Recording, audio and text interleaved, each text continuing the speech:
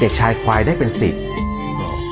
เพื่อเข้าศึกษาอักขระสมัยอยู่วัดวาอารามและปรนนิบัติครูบาอาจารย์ที่วัดฝายหินอย่างพระศิรัตนเจ้าตั้งสามประการเมื่ออายุได้15 ปีท่านได้บรรพชาเป็นสามเณรอยู่ในบวรพระพุทธศาสนา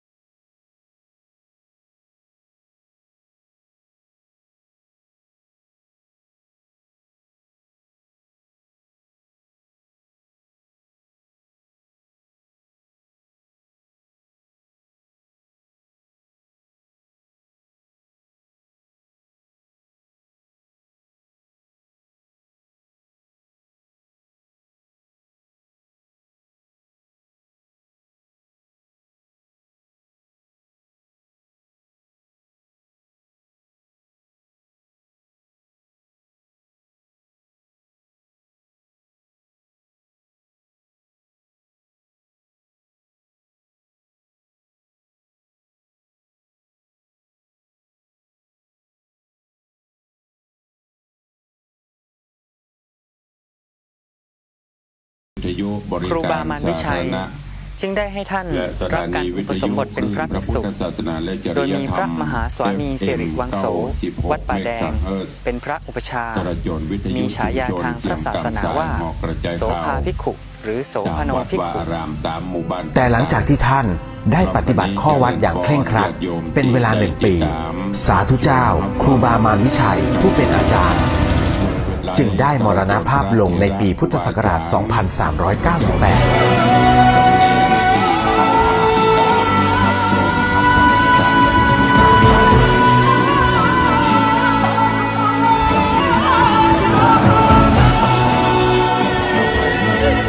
หลังจากนั้นพระโสภาจึงเข้ารับหน้าที่เป็นเจ้าอาวาสวัดฝายหินเป็นต้นมาหลวงพ่อธรรมพระครูสถิตเจติยลักษณ์พี่อ้ายพระรุ่งจงเจริญท่านได้จัดให้มีการศึกษาขึ้นเป็นครั้งแรกทางอักขระภาษาทั้งคัมภีร์มูลกระจายและคัมภีร์สมัญพิทายานซึ่งในสมัยนั้นเรียกว่าศรัทธา8 มรรคหรือเรียกกันในปัจจุบันว่าไวยากรณ์และเจริญพรต้อนรับทุกท่านตัวการจัดการศึกษาในครั้งนั้นเป็นที่แพร่หลายและแผ่กว้างไปถึงเมืองน้อยใหญ่ต่างๆจึงมีกุลบุตรจากต่างสถานที่เข้ามารับการศึกษาณวัดฝายหินแห่งนี้เช่นลำพูนลำปางแพร่น่านเชียงรายหรือแม้กระทั่งเมืองเชียงตุงซึ่งตั้งอยู่ในประเทศพม่าในปัจจุบันเมืองเหนือเอาไว้บ่เคยสูญหายแล้วก็เป็นการเผยแพร่พระธรรมนำธรรมคำสอนแบบปืนบ้านลักนาเฮาคือญาติโยมตลอดจนครูบาอาจารย์พระเจ้าประสงค์องค์เนนก็ได้สดับรับฟังกันหลายวัดหลายวาตื่นเจ้ามาเพิ่นก็จะเปิดด้วยการที่วัดฝายหินเคยเป็นที่ศึกษาเล่าเรียนทั้งทางอักขระภาษาและคัมภีร์ต่างๆมาตั้งแต่อดีตจนถึงปัจจุบันตลอดจนตามบ้านตามจองต่างโปเกโปแควนก็อาจจะเปิดเสียงตามสายเสียงธรรมะยามเจ้าคือกับญาติโยมศรัทธาได้รับฟังกันก็ขอกราบขอบพระคุณครูบาอาจารย์ท่านเจ้า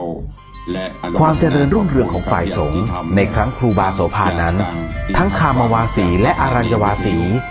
จากที่เคยกระจัดกระจายก็ได้จัดตั้งเป็นหมวดหมู่ขึ้นด้วยบารมีธรรมของท่านนั่นเองวัดวังสิงคำของ104ธรรมะใครเครียดเมื่อการพระศาสนาได้รุ่งเรืองขึ้นในการนั้นบ้านเมืองจึงสงบสุขเข้ามาแล้วก็กดแชร์จนมีกุลบุตรผู้หนึ่งนามว่าพระมหาปิงท่านจบการศึกษาพระปริยัติธรรมปริญญาธรรม5 ประโยคจากวัดบวรนิเวศวิหารกรุงเทพมหานครผู้เป็นเจ้าหัวคณะใหญ่ฝ่ายพระธรรมยุติกานิกายท่านได้กลับมาสำนักตนอยู่วัดเจดีย์หลวงชาวบ้านชาวเมืองมีเจ้าขุนมูลนายฝ่ายใต้และฝ่ายเหนือต่างก็นิยมชมชอบในลัทธิธรรมที่พระมหาปิงนำมาจากใต้ต่อมาท่านได้รับตำแหน่งเจ้าคุณนพีศรีพิสารคุณในกาลครั้งนั้นเหตุว่าได้ปรากฏลัทธิธรรมใหม่ที่ต่างไปจากเดิมเผยแผ่เข้ามา ให้พุทธศาสนิกชนยังคงเกิดความไม่เข้าใจว่าการศาสนาใดเป็นอย่างไร จึงเกิดความแตกแยกกันในหมู่คฤหัสถ์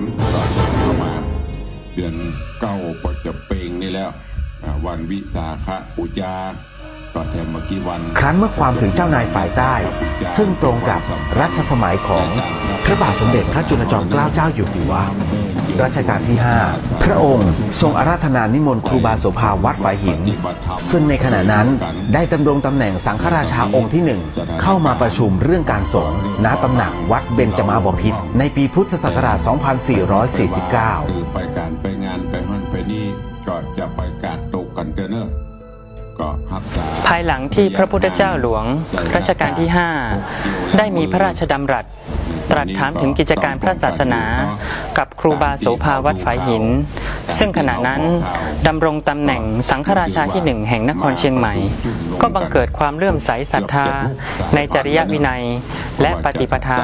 ขององค์พระครูบาจึงได้พระราชทานตำแหน่งให้สังฆราชาแห่งนครเชียงใหม่ขึ้นเป็นพระราชาคณะนามว่าพระอภัยสารทสังฆปาโมกข์ในปีนั้นเอง ป้องกันตัวจะไปการตกจะไปว่าจำนวนมันลดนะโล เมื่อท่านเดินทางกลับมาถึงนครเชียงใหม่ จำนวนมันลดลงแล้ว แต่ว่า พระสงฆ์ทั้งหลายและชาวบ้านได้ปลื้มปิติเป็นอย่างมาก ประมาทกันดังนั้นก็ การบริหารกิจการคณะสงฆ์ในนครพิงค์เชียงใหม่ก็ได้เจริญรุ่งเรืองขึ้นตามลำดับ รักษาสุขภาพ ทั้งในด้านคันธธุระและวิปัสสนาธุระ ทุกองค์ตัวเองอย่าโยมชะตาเฮาผู้คนตัวเองวันนี้ก็มาฟังกันต่อในเรื่องของพระสัทธรรมเทศนาที่ได้น้อมมาเทศนาให้ทุกท่านได้รับฟังกันในเรื่องของมณีจันตะกุมารไขแสงก็ได้เทศจบลงไป2 ตอนแล้วในตอนนี้ก็จะขึ้นตอนที่ 3 ส่วนในด้านสาธารณูปการครูบาโสภานั้นท่านได้เป็นประธานสร้างวัดวาอาราม และถาวรวัตถุต่างๆ มากมายในล้านนาไทย ก็มาถึง จนกระทั่งเมื่อวันที่ 21 เมษายน พุทธศักราช 2457 พระอภัย สารทะสังฆปาโมกข์พระราชาคณะ หรือว่าสอบแสวงหาประสบการณ์จะได้นำมาป่า ท่านได้มรณภาพลงด้วยโรคชรา เกิดการเรื่องต่อไว้ขออนุญาตครับ ณวัดฝายหินแห่งนี้สิริรวมอายุท่าน 83 พรรษา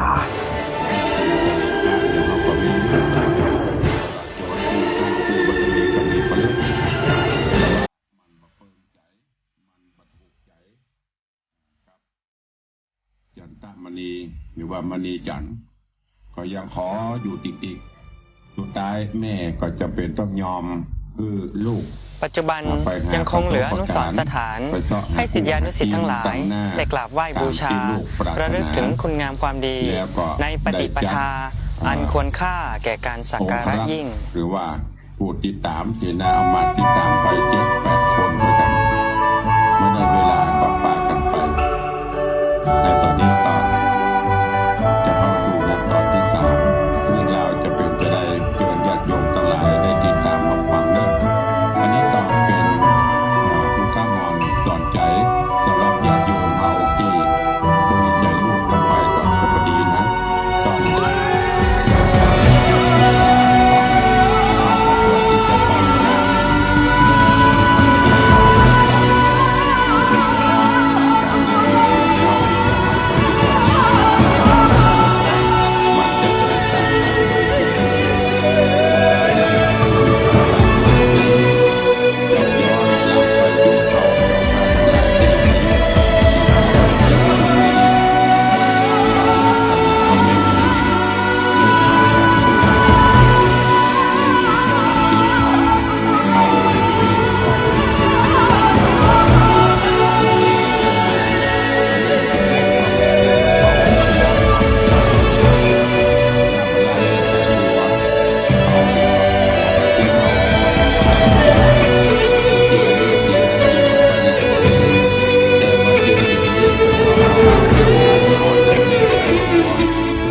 จะมาเล่นหัวกล้วยเน่า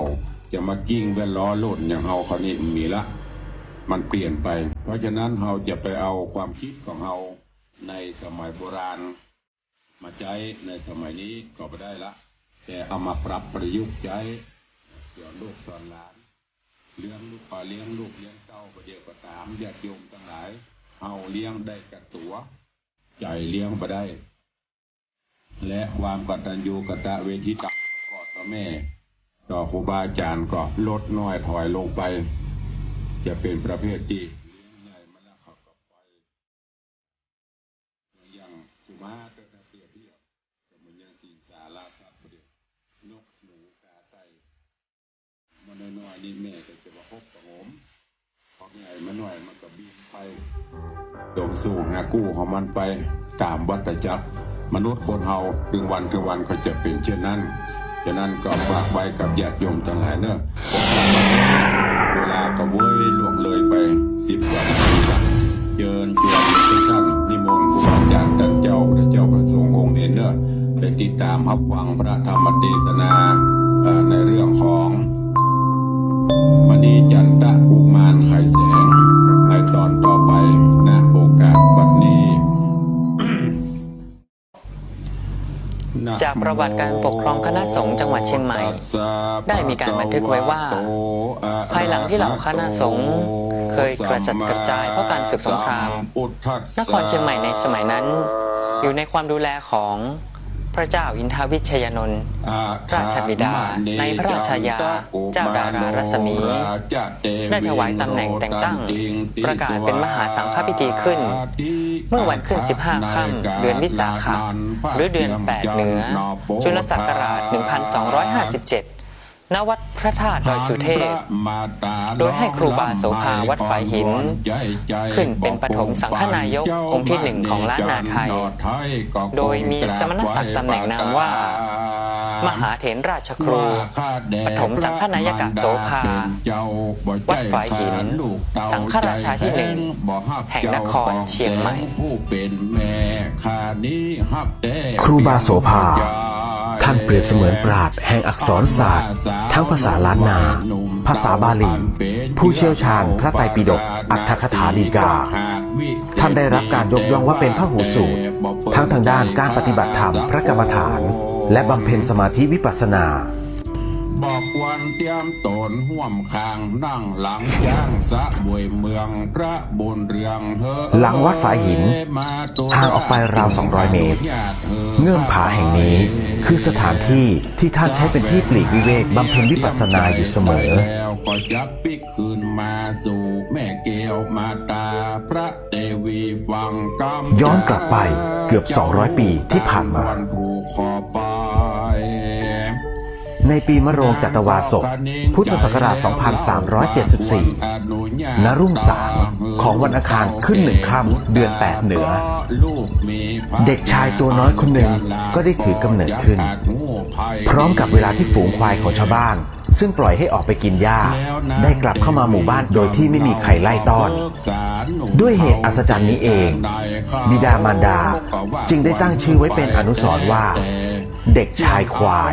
ตามบุญกรรมเทวีได้ยินกรรมอำมาตย์ก็จริงอนุญาตการเวลาล่วงผ่านเมื่อท่านอายุได้11 ปีพร้อมกับราศีอันสง่าเกินกว่าเด็กในวัยเดียวกันจึงได้รับความเมตตา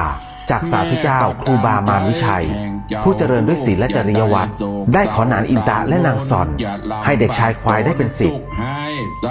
เพื่อเข้าศึกษาอักขระสมัยอยู่วัดวาอารามและปรนนิบัติครูบาอาจารย์ที่วัดฝายหินเมื่ออายุได้15 ปีท่านได้บรรพชาเป็นสามเณรอยู่ในบวรพระพุทธศาสนาณวัดฝายหินก็มีหอระไทยโจมจื่นแต่นพพระเจ้าแม่กราบปาตาขอแม่ขมาโดดโตดที่ได้ล่วงเกินนานโสดตุกอันที่มณีจันได้ประมาทแล้วเวรสัมปติราชบ้านเมืองนางบุญเรืองผู้เป็นแม่แล้วกล่าว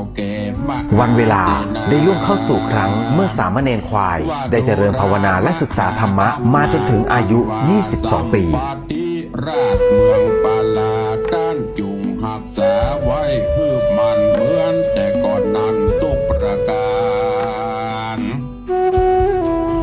อย่าฮือข้าเสิร์ฟหานนาเมืองอื่นเข้ามาลื่นทำลายเสนาตั้งหลายอภิวาทไว้ว่าข้าเดพระบาทไทยนอง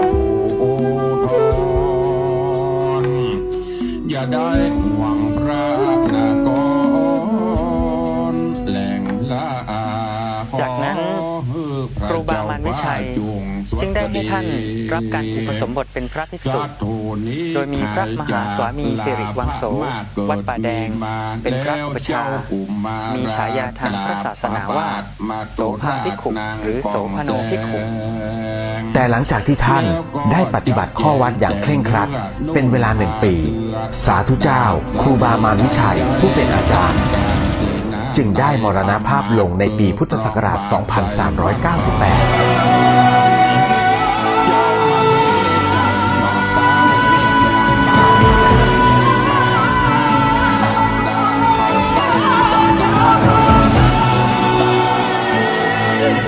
หลังจากนั้น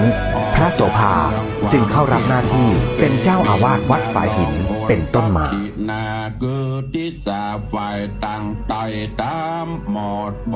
ท่านได้จัดให้มีการศึกษาขึ้นเป็นครั้งแรกทางอักขระภาษาทั้งคัมภีร์มูลกระจายและคัมภีร์สมัญพิทายานซึ่งในสมัยนั้นเรียกว่าศรัทธา8 มรรคหรือเรียกกันในปัจจุบันว่าไวยากรณ์การจัดการศึกษาในครั้งนั้นเป็นที่แพร่หลายและแผ่กว้างไปถึงเมืองน้อยใหญ่ต่างๆจึงมีกุลบุตรจากต่างสถานที่เข้ามารับการศึกษาณวัดฝายหินแห่งนี้เช่นลำพูนลำปางแพร่น่านเชียงรายหรือแม้กระทั่งเมืองเชียงตุงซึ่งตั้งอยู่ในประเทศพม่าในปัจจุบันละตังวงศาอามาตละตังปราสาทเบียงใจมุ่งสู่ดงไพรป่าไม้ป่าการเตี้ยวไต่ได้หลายเวลาวันหนึ่งเจ้าก็จะบอกกล่าวสอน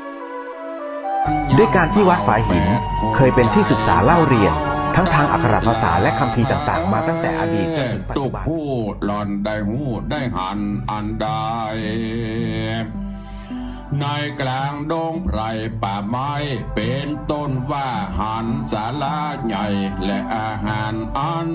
หอมหวานหากตั้งไว้อย่าได้นับใดความเจริญรุ่งเรืองของฝ่ายสงฆ์ในครั้งครูบาโสภานั้นทั้งคามวาสีและอารัญญวาสีจากที่เคยกระจัดกระจายก็ได้จัดตั้งเป็นหมวดหมู่ขึ้นด้วยบารมีธรรมของท่านนั่นเองเมื่อการพระศาสนาได้รุ่งเรืองขึ้นในการนั้นบ้านเมืองจึงสงบสุขจนมีกุลบุตรผู้หนึ่งนามว่าพระมหาปิงท่านจบการศึกษาพระปริยัติธรรมปริญญาธรรม5 ประโยคจากวัดบวรนิเวศวิหารกรุงเทพมหานครผู้เป็นเจ้าหัวคณะใหญ่ฝ่ายพระธรรมยุติกานิกายท่านได้กลับมาสำนักตนอยู่วัดเจดีย์หลวงชาวบ้านชาวเมืองมีเจ้าขุนมูลนายฝ่ายใต้และฝ่ายเหนือต่างก็นิยมชมชอบในลัทธิธรรมที่พระมหาปิงนำมาจากใต้ต่อมาท่านได้รับตำแหน่งเจ้าคุณนพีศรีพิสารคุณในกาลครั้งนั้นเหตุว่าได้ปรากฏลัทธิธรรมใหม่ที่ต่างไปจากเดิมเผยแผ่เข้ามาทำให้พุทธศาสนิกชนยังคงเกิดความไม่เข้าใจว่าการศาสนาใดเป็นอย่างไรจึงเกิดความแตกแยกกันในหมู่คฤหัสถ์อย่าได้จะขายบอกฮือฮู้ว่าเฮาเป็นเจ้าฮือห้องเรียกเสมอครั้นเมื่อความถึงเจ้านายฝ่ายใต้ซึ่งตรงกับรัชสมัยของพระบาทสมเด็จพระจุลจอมเกล้าเจ้าอยู่หัวรัชกาลที่ 5พระองค์ทรงอาราธนานิมนต์ครูบาโสภาวัดฝายหินซึ่งในขณะนั้นได้ดำรงตำแหน่งสังฆราชาองค์ที่ 1เข้ามาประชุมเรื่องการสงฆ์ณตำหนักวัดเบญจมาบพิตรในปีพุทธศักราช 2449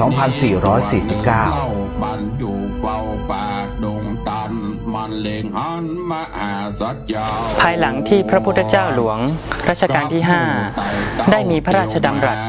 ตรัสถามถึงกิจการพระศาสนากับครูบาโสภาวัดฝายหินซึ่งขณะนั้นดำรงตำแหน่งสังฆราชาที่ 1 แห่งนครเชียงใหม่ก็บังเกิดความเลื่อมใสศรัทธาในจริยวินัยและปฏิปทาขององค์พระครูบาจึงได้พระราชทานตำแหน่งให้สังฆราชาแห่งนครเชียงใหม่ขึ้นเป็นพระราชาคณะนามว่าพระอภัยสารทสังฆปาโมกข์ในปีนั้นเอง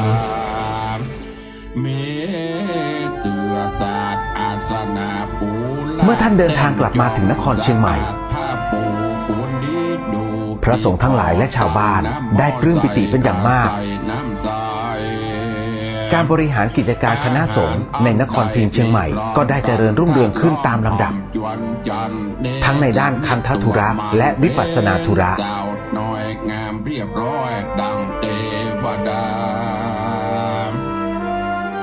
ยืนอยู่หน้าศาลาขับห้องเสียงม่วนกองกล่อมวอนหูเป็นที่น่าดูน่าพอยามนั้นนอเจ้ามณิจารกับหมู่พายผ่านมาลอด ส่วนในด้านสาธารณูปการครูบาโสภานั้นท่านได้เป็นประธานสร้างวัดวาอารามและถาวรวัตถุต่างๆมากมายในล้านนาไทยจนกระทั่งเมื่อวันที่ 21 เมษายน พุทธศักราช 2457 พระอภัยสารทสังฆปาโมกข์พระราชาคณะ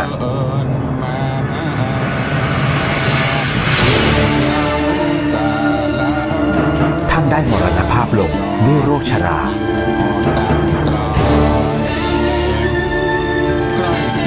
ณวัดฝายหินแห่งนี้สิริรวมอายุท่าน 83 พรรษา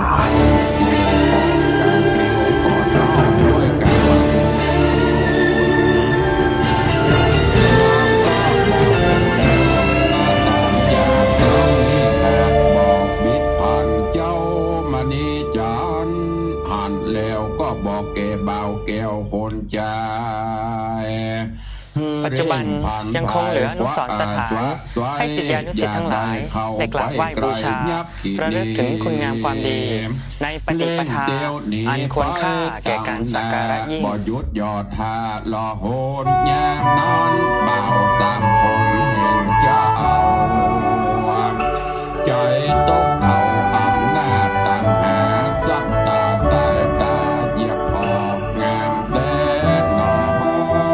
ยับคินีเป็นร่างนาลีผิวผ่องผิวก้องผ่อนตามมาดีกันเจ้าว่าเจ้าฟ้า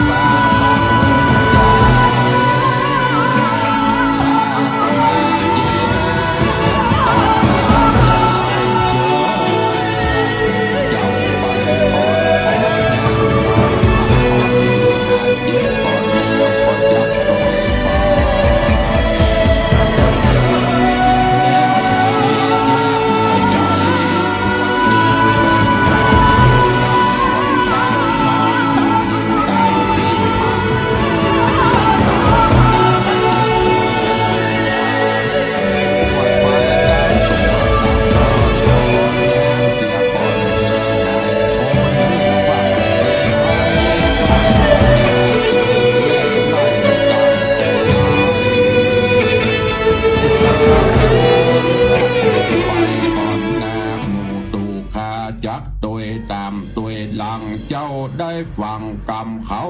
กล่าวก็เข้าใจเผาตันตี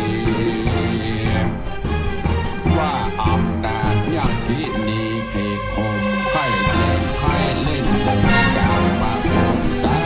ปากตามบุญเขาได้สร้างเจ้าปวดยากยักยาเขานึกว่าเทวดางามแง่มานั่งเฝ้าแก่ศาลานางยักษ์หันเข้ามาสาวก็เดินเข้าสู่ปลายนาตาใจใครนางยักษ์ใหญ่อ่อนยอมตาอิ่มด้วยควา แล้วก็ฆ่าเขาสามใจคือเลี้ยงชีวิตตายขาดแห่งแล้วก็หักแห่งขาดกินเป็นพักษาเลี้ยงใจนางยักษ์ใหญ่ยังบ่พอมันเกิดว่ายังเหลือรอแถมยักษ์มันก็หอบลัดแน่ไปรอหาเนรมิตศาลาหลังใหญ่ จากประวัติการปกครองคณะสงฆ์จังหวัดเชียงใหม่ ได้มีการบันทึกไว้ว่า ภายหลังที่เหล่าคณะสงฆ์เคยกระจัดกระจายเพราะการศึกสงคราม นครเชียงใหม่ในสมัยนั้นอยู่ในความดูแลของพระเจ้าอินทวิชยานนท์ราชบิดาในพระราชายาเจ้าดารารัศมี ได้ถวายตำแหน่งแต่งตั้งประกาศเป็นมหาสังฆพิธีขึ้น เมื่อวันขึ้น15 ค่ำเดือนวิสาขะหรือเดือน 8 เหนือจุลศักราช 1257 ณ วัดพระธาตุดอยสุเทพ โดยให้ครูบาโสภาวัดฝายหิน ขึ้นเป็นปฐมสังฆนายกองค์ที่ 1 ของล้านนาไทย โดยมีสมณศักดิ์ตำแหน่งนามว่า มหาเถรราชครูปฐมสังฆนายกโสภาวัดฝายหิน สังฆราชาที่ 1 แห่งนครเชียงใหม่ ครูบาโสภาท่านเปรียบเสมือนปราชญ์แห่งอักษรศาสตร์ทั้งภาษาล้านนาภาษาบาลีผู้เชี่ยวชาญพระไตรปิฎกอัตถกถาฎีกาท่านได้รับการยกย่องว่าเป็นพหูสูตรทั้งทางด้านการปฏิบัติธรรมพระกรรมฐานและบำเพ็ญสมาธิวิปัสสนาว่าเป็นลมดันอันใหญ่ขึ้นยัดสองไหลคัด หลังวัดฝายหินห่างออกไปราว200 เมตรเงื่อมผาแห่งนี้คือสถานที่ที่ท่านใช้เป็นที่ปลีกวิเวกบำเพ็ญวิปัสสนาอยู่เสมอตามไปเจ้าบอกไขกำได้บอกกล่าวปาสีบ่าวไตเตียวย้อนกลับไปเกือบ200 ปีที่ผ่านมาแล้วเจ้าก็สอนเขาตั้งสีในปีมะโรงจัตวาสกพุทธศักราช 2374 ณ รุ่งสางของวันอังคารขึ้น1 ค่ำเดือน 8 เหนือเด็กชายตัวน้อยคนหนึ่งก็ได้ถือกำเนิดขึ้นพร้อมกับเวลาที่ฝูงควายของชาวบ้านซึ่งปล่อยให้ออกไปกินหญ้าได้กลับเข้ามาหมู่บ้านโดยที่ไม่มีใครไล่ต้อนด้วยเหตุอัศจรรย์นี้เองบิดามารดาจึงได้ตั้งชื่อไว้เป็นอนุสรณ์ว่าเด็กชายควายเป็นอาหารเลี้ยงยักษ์ขีนีเดือนสติดีดังนี้เล่าก็เร่งไต่เต้าการเวลาล่วงผ่านเมื่อท่านอายุได้11 ปีพร้อมกับราศีอันสง่าเกินกว่าเด็กในวัยเดียวกันจึงได้รับความเมตตาจากสาธุเจ้าครูบามารวิชัยผู้เจริญด้วยศีลและจริยวัตรได้ขอนานอินตะและนางซอนให้เด็กชายควายได้เป็นศิษย์เพื่อเข้าศึกษาอักขระสมัยอยู่วัดวาอารามและปรนนิบัติครูบาอาจารย์ที่วัดฝายหินเมื่ออายุได้15 ปีท่านได้บรรพชาเป็นสามเณรอยู่ในบวรพระพุทธศาสนาณวัดฝายหิน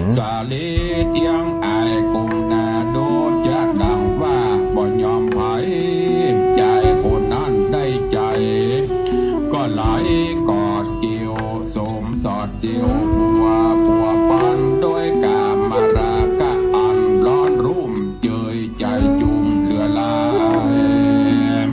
แล้วยักษ์ผีพรายกายเป็ดนาแล้วเร่งขาใจนั้นตายกินจิ้นใจผู้นั้นเล่าวันเวลาได้ล่วงเข้าสู่ครั้งเมื่อสามเณรควายได้เจริญภาวนาและศึกษาธรรมะมาจนถึงอายุ22 ปีเนรมิตหาศาลาลายงามเดือใจน่าอยู่ของกินจุกอันมีจอมธานีนอนดาวเตียวไต่เต้ามาจับได้ยินเสียงขับเสียงจ้อยหวานจ้อยม่วนบอนหูเจ้าก็บ่ดูบ่พอบอกไว้นะรอสักอันเร่งถ่ายฝันเตียวไต่นางยักษ์ใหญ่ม จากนั้นครูบามารวิชัยจึงได้ให้ท่านรับการอุปสมบทเป็นพระภิกษุโดยมีพระมหาสวามีสิริวังโสวัดป่าแดงเป็นพระอุปชฌาย์มีฉายาทางพระศาสนาว่าโสภาภิกขุหรือโสภโนภิกขุ แต่หลังจากที่ท่านได้ปฏิบัติข้อวัดอย่างเคร่งครัดเป็นเวลา1 ปี สาธุเจ้าครูบามารวิชัยผู้เป็นอาจารย์จึงได้มรณภาพลงในปีพุทธศักราช 2398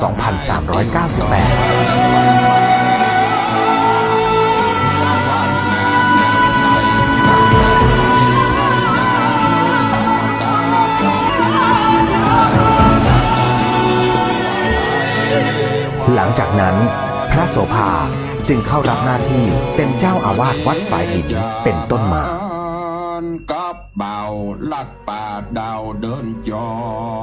ท่านได้จัดให้มีการศึกษาขึ้นเป็นครั้งแรกทางอักขระภาษาทั้งคัมภีร์มูลกระจายและคัมภีร์สมัญพิทายาน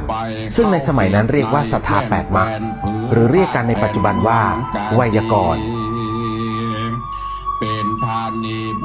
การจัดการศึกษาในครั้งนั้นเป็นที่แพร่หลายและแผ่กว้างไปถึงเมืองน้อยใหญ่ต่างๆจึงมีกุลบุตรจากต่างสถานที่เข้ามารับการศึกษาณวัดฝายหินแห่งนี้เช่นลำพูนลำปางแพร่น่านเชียงรายหรือแม้กระทั่งเมืองเชียงตุงซึ่งตั้งอยู่ในประเทศพม่าในปัจจุบันเพื่อคนไปมายังจอดเพื่อคนไปมายังจอดตาเจ้าเจ้ามานีจานรอดเมืองกาสีหันสาลาดีอยู่ด้วยการที่วัดฝายหิน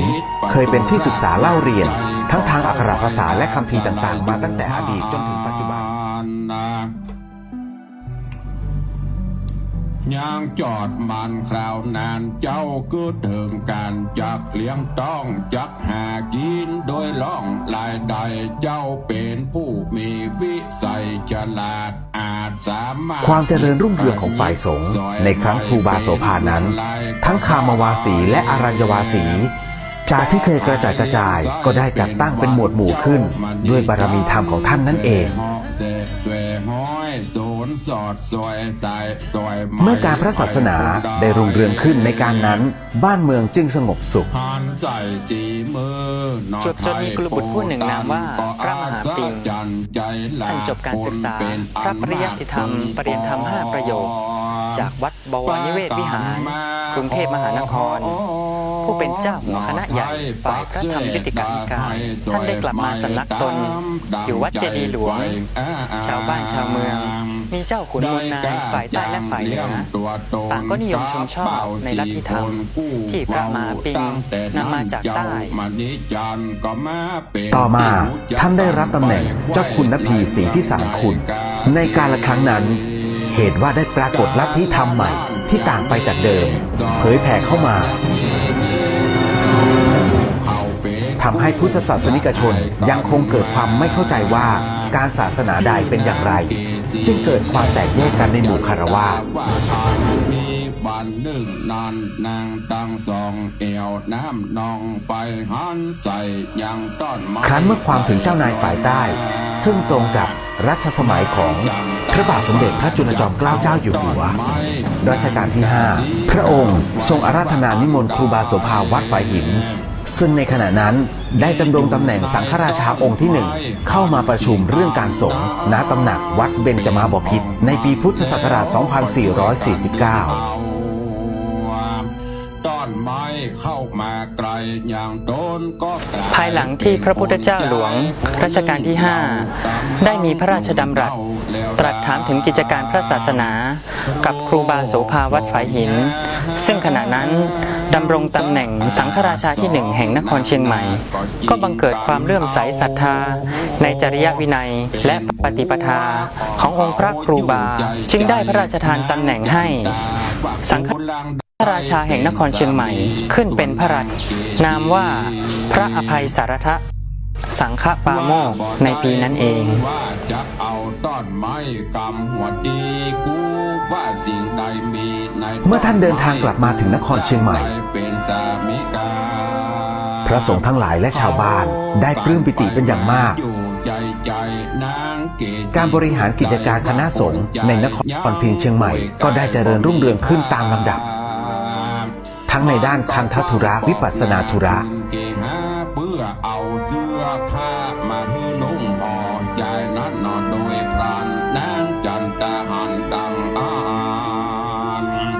บ่มีภายเกิดกันขัดขวางตัวแห่งนางก็เข้ากอดสุบสวนสอดด้วยตันหาเสพกามากับใจนั้นตัดที่หันดอกส่วนในด้านสาธารณูปการครูบาโสภานั้นท่านได้เป็นประธานสร้างวัดวาอารามและถาวรวัตถุต่างๆมากมายในล้านนาไทยจนกระทั่งเมื่อวันที่ 21 เมษายน พุทธศักราช 2457 พระอภัย สารทะ สังฆปาโมกข์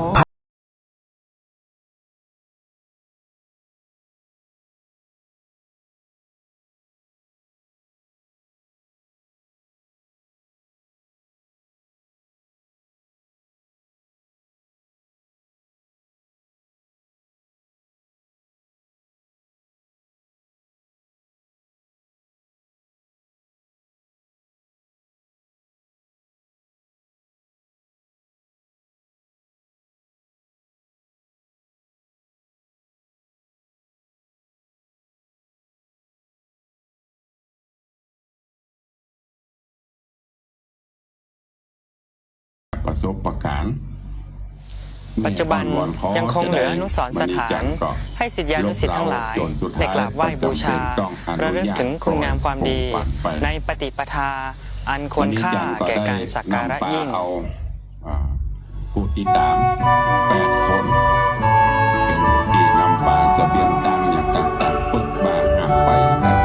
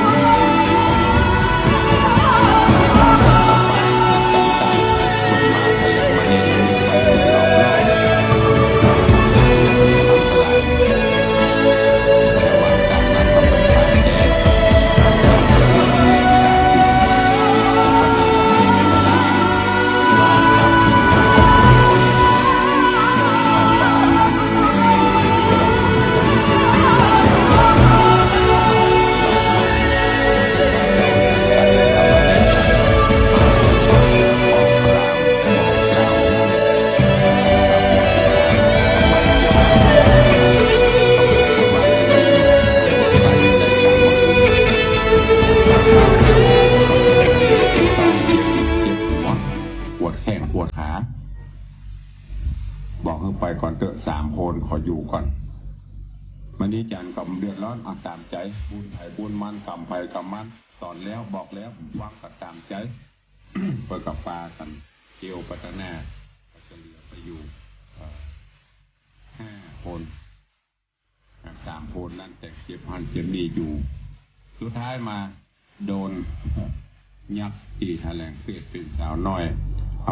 าน้ำสู่ตุยให้กินอิ่มนำสำราญเสร็จก็รวดเป็นอาหารของยักษ์ไปยักษ์ไปอีกเที่ยคว้างหย่องไปตั้งแน่ไปดับอยู่ตั้งแน่ไปแถลงเปียดเป็นไปเนรมิตศาลาใหญ่กว่าเก่าเครื่องครัวพร้อมกว่าเก่าแล้วก็แถลงเปียดกว่าเก่าเป็นสาวงามกว่าเดิมงามกว่าเดิมก็ไปหยอกล้อเอิญตายวันนี้จันก็บอกว่าจะไปเข้าหาเนอะอันตรายก็ต้องไปแวะไปอย่างนั้นก็ไปมาเรื่อยๆแต่ก็ยังมีแหมพลอัมมาแหมพลลงอยู่อ่านว่าไอ้3 คนนั้นตะกี้มันพักปุ่นมันยังมาตัวนี้เดี๋ยวมาพักนี่สักปีก็คงเป็นยาก็เดี๋ยวมันมา3 คนมาป่าเขาก็ลวดปัจจุบันถ้าจะดีหรอมันคือตีจากประวัติการปกครองคณะสงฆ์จังหวัดเชียงใหม่ได้มีการบันทึกไว้ว่า ภายหลังที่เหล่าคณะสงฆ์เคยกระจัดกระจายเพราะการศึกสงคราม นครเชียงใหม่ในสมัยนั้นอยู่ในความดูแลของพระเจ้าอินทวิชยานนท์ราชบิดาในพระราชายาเจ้าดารารัศมีได้ถวายตำแหน่งแต่งตั้งประกาศเป็นมหาสังฆพิธีขึ้นเมื่อวันขึ้น15 ค่ำเดือนวิสาขะหรือเดือน8เหนือจุลศักราช 1257 ณ วัดพระธาตุดอยสุเทพโดยให้ครูบาโสภาวัดฝายหินขึ้นเป็นปฐมสังฆนายกองค์ที่ 1ของล้านนาไทยโดยมีสมณศักดิ์ตำแหน่งนามว่ามหาเถรราชครูปฐมสังฆนายกโสภาวัดฝายหินสังฆราชาที่ 1แห่งนครเชียงใหม่ครูบาโสภาท่านเปรียบเสมือนปราชญ์แห่งอักษรศาสตร์ทั้งภาษาล้านนาภาษาบาลี ผู้เชี่ยวชาญพระไตรปิฎกอัตถกถาฎีกาท่านได้รับการยกย่องว่าเป็นพหูสูตรทั้งทางด้านการปฏิบัติธรรมพระกรรมฐานและบำเพ็ญสมาธิวิปัสสนาซึ่งที่เมืองกาสีนั่นก็มีแม่หญิง2 คนจันตากับเกษีหลังวัดฝายหินห่างออกไปราว200 เมตรเงื่อมผาแห่งนี้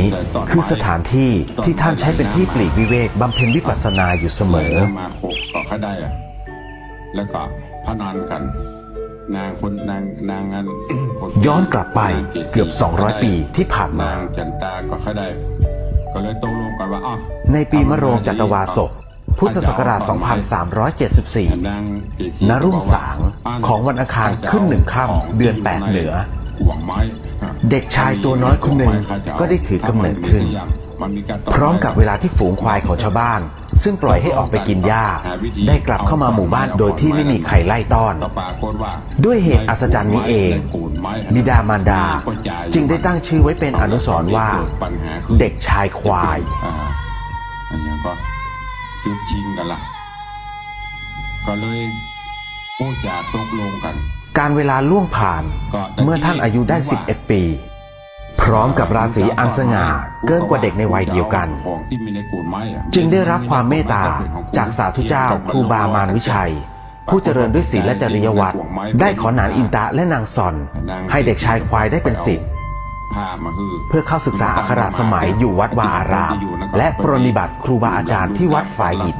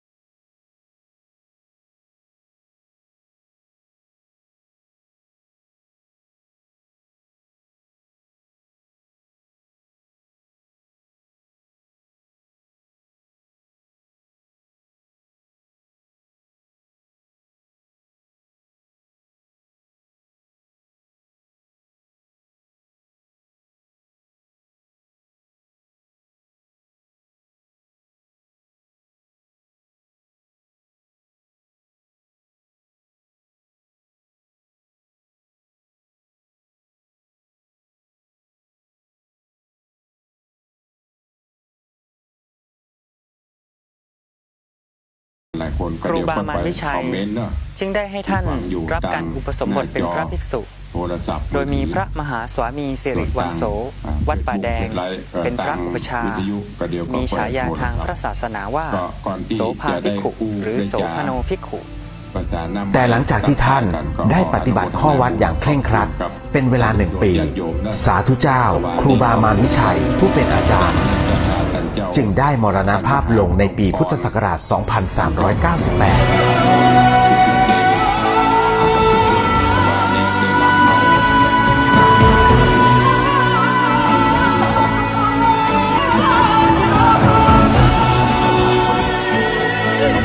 หลังจากนั้นพระโสภา จึงเข้ารับหน้าที่เป็นเจ้าอาวาสวัดฝายหินเป็นต้นมา ถวายอาทิตย์ละทำวัดทำวาวันละเก้า ท่านได้จัดให้มีการศึกษาขึ้นเป็นครั้งแรกทางอักขระภาษาทั้งคัมภีร์มูลกระจาย และคัมภีร์สมัญพิทายานซึ่งในสมัยนั้นเรียกว่าศรัทธาแปดมรรคหรือเรียกกันในปัจจุบันว่าไวยากรณ์ แม่บัวชมเชื้อสาย การจัดการศึกษาในครั้งนั้นเป็นที่แพร่หลายและแผ่กว้างไปถึงเมืองน้อยใหญ่ต่างๆจึงมีกุลบุตรจากต่างสถานที่เข้ามารับการศึกษาณวัดฝายหินแห่งนี้ เช่นลำพูนลำปางแพร่น่าน เชียงราย หรือแม้กระทั่งเมืองเชียงตุงซึ่งตั้งอยู่ในประเทศพม่าในปัจจุบัน คุณโยมนางสาวดารุณีพระปูนปินนางสาวอังคณาอินทคัตนางสาวอติการอินทคัตร่วมโมทนาบุญมาตัวเองก็ขอบคุณนะในการร่วมโมทนาบุญก็ในตอนนี้ศาลาหรือว่าช่างก็กำลังด้วยการที่วัดฝายหินเคยเป็นที่ศึกษาเล่าเรียนทั้งทางอักขระภาษาและคัมภีร์ต่างๆมาตั้งแต่อดีตจนถึงปัจจุบันองค์ครูบาอาจารย์เจ้าแล้วก็ต่างฝ่ายเจดีย์ตอนนี้ก็จะได้ขึ้นเพื่อหุ้มตองจังโกท่านผู้ใดมีเจตนาจะร่วมบุญก็เจริญพรนะบอกว่าจะบูรณะพระธาตุหรือว่าปิดทองหลวงพ่อพระเจ้าตันใจความเจริญรุ่งเรืองของฝ่ายสงฆ์ในครั้งครูบาโสภานั้นทั้งคามวาสีและอรัญญวาสีจากที่เคยกระจัดกระจายก็ได้จัดตั้งเป็นหมวดหมู่ขึ้นด้วยบารมีธรรมของท่านนั่นเองบริวารพระธาตุ4 องค์มีเจ้าภาพไปเรียบร้อยเมื่อการพระศาสนาได้รุ่งเรืองขึ้นในการนั้นบ้านเมืองจึงสงบสุขตอนนี้ก็ยังคงค้างชัดจนมีกุลบุตรผู้หนึ่งนามว่าพระมหาปิงท่านจบการศึกษาพระปริยัติธรรมปรริญญาธรรม5 ประโยคจากวัดบวรนิเวศวิหารกรุงเทพมหานครผู้เป็นเจ้าหัวคณะใหญ่ฝ่ายพระธรรมยุติกานิกายท่านได้กลับมาสำนักตนอยู่วัดเจดีย์หลวงชาวบ้านชาวเมืองมีเจ้าขุนมูลนายฝ่ายใต้และฝ่ายเหนือต่างก็นิยมชมชอบในลัทธิธรรมที่พระมหาปิงนำมาจากใต้ต่อมาท่านได้รับตำแหน่งเจ้าคุณนพีศรีพิสารคุณในกาลครั้งนั้นเหตุว่าได้ปรากฏลัทธิธรรมใหม่ที่ต่างไปจากเดิมเผยแผ่เข้ามาทำให้พุทธศาสนิกชนยังคงเกิดความไม่เข้าใจว่าการศาสนาใดเป็นอย่างไรจึงเกิดความแตกแยกกันในหมู่คฤหัสถ์ถ้าอยู่ใกล้ๆจะบอกหมอกสักคำดิเอาเจริญปอนพเลี้ยงบ่ได้ครั้นเมื่อความถึงเจ้านายฝ่ายใต้ซึ่งตรงกับรัชสมัยของพระบาทสมเด็จพระจุลจอมเกล้าเจ้าอยู่หัวรัชกาลที่5พระองค์ทรงอาราธนานิมนต์ครูบาโสภาวัดฝายหินซึ่งในขณะนั้นได้ดำรงตำแหน่งสังฆราชาองค์ที่1เข้ามาประชุมเรื่องการสงฆ์ณตำหนักวัดเบญจมาบพิตรในปีพุทธศักราช 2449 ลงง่อมนะปองง่อมนั่นนะภายหลังที่พระพุทธเจ้าหลวงรัชกาลที่5ได้มีพระราชดำรัสตรัสถามถึงกิจการพระศาสนากับครูบาโสภาวัดฝายหินซึ่งขณะนั้นดำรงตำแหน่งสังฆราชาที่1แห่งนครเชียงใหม่ก็บังเกิดความเลื่อมใสศรัทธาในจริยวินัยและปฏิปทาขององค์พระครูบาจึงได้พระราชทานตำแหน่งให้สังฆราชาแห่งนครเชียงใหม่ขึ้นเป็นพระราชาคณะนามว่าพระอภัยสารทสังฆปาโมกข์ในปีนั้นเอง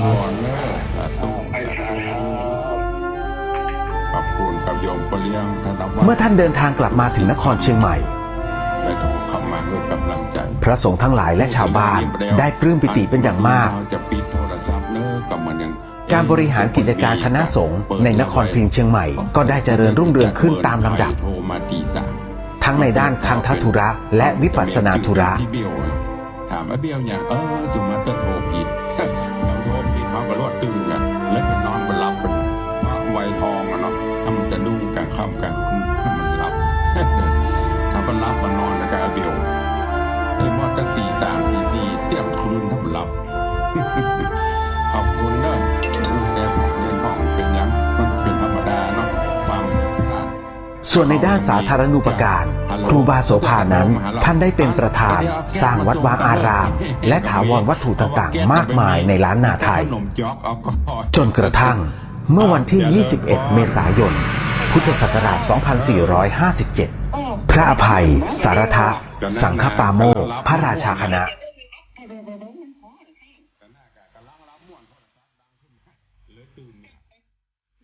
ท่านได้มรณภาพลงด้วยโรคชรา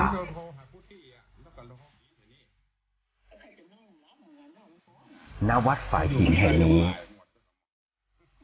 สิริรวมอายุท่าน 83 พรรษา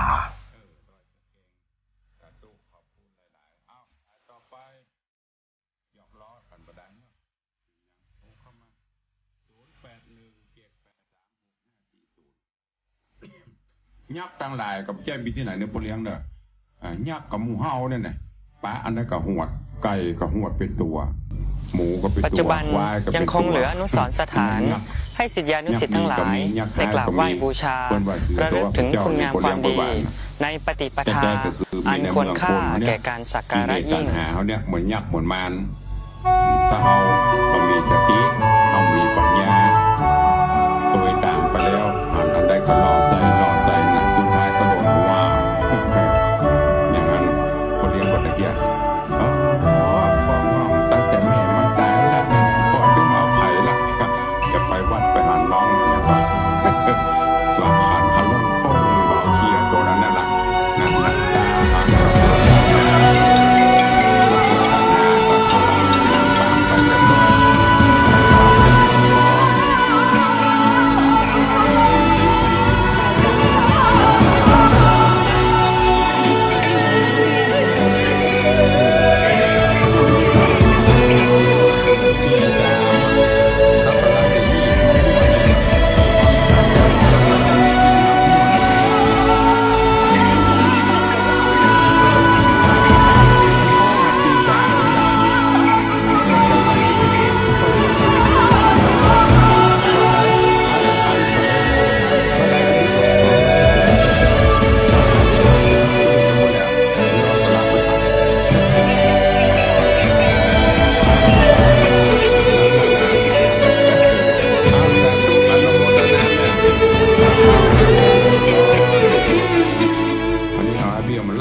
เบี้ยวขึ้นเขียงพระเจ้านี่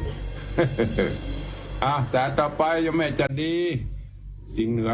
เข้ามาใหม่สายมาหลุดแต่เนื่อเวลาจะหมดละ0817836540วันนี้จริงสถานีวิทยุก็หลายทางในเฟซบุ๊กก็นักขอบคุณเนอะที่เข้ามาติดตามรับชมรับฟังกันนี่เป็นเวลาใต้รายการ 3-4 นาทีเนอะเจริญป้อนเสือสิงห์เหนือแต่ว่าสะดุ้งตื่นไปยากกับแม่มันรับยิบรับยอบมันฮ้อนมาเจ้าสะดุ้งตื่นทำกรรมโหเวลาเหลือกี่นาทีประสานละเหลืออาทิตย์บ่เลี้ยงส่งโทรเข้ามาเป็นจะได้มันประจันรายการสักกรรมป่นกับห่วงเนาะนึกว่าไปรักสู้เจเด็กละกันไม่เป็นไรยังไม่ซื้อเก็กแดกเด้อได้อีกขอบคุณนะแม่เนอดูแต่ว่าบริจัดญาติโยมเป็นห่วงก็ดังวัคซีนทำผิดตัวเจ้าตุลุงกุมวีละกาโดยเฉพาะโยมพลเลียงธนวัฒน์พลเลียงส่งโทรทำก็ขอบคุณทุกท่านเนอะ จากประวัติการปกครองคณะสงฆ์จังหวัดเชียงใหม่ ได้มีการบันทึกไว้ว่าภายหลังที่เหล่าคณะสงฆ์เคยกระจัดกระจายเพราะการศึกสงครามนครเชียงใหม่ในสมัยนั้นอยู่ในความดูแลของพระเจ้าอินทวิชัยนนท์ราชบิดาในพระราชายาเจ้าดารารัศมีได้ถวายตำแหน่งแต่งตั้งประกาศเป็นมหาสังฆพิธีขึ้นเมื่อวันขึ้น15 ค่ำเดือนวิสาขะหรือเดือน8 เหนือ